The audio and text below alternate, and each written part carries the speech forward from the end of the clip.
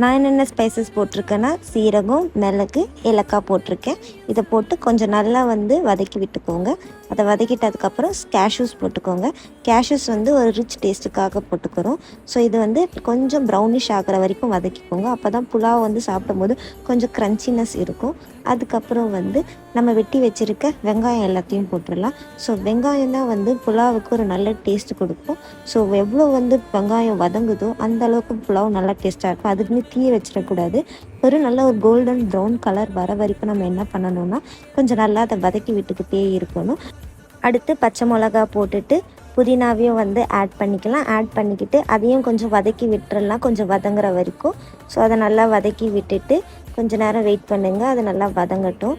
அதுக்கப்புறம் என்ன போடணும்னா இஞ்சி பூண்டு பேஸ்ட் வந்து போடணும். ஸோ இஞ்சி பூண்டு பேஸ்ட்டு வந்து ஒரு நல்ல வந்து ஃப்ளேவரை வந்து கொடுக்கும் புலாவுக்கு. ஸோ 2 டேபிள் ஸ்பூன் இஞ்சி பூண்டு பேஸ்ட்டு போட்டு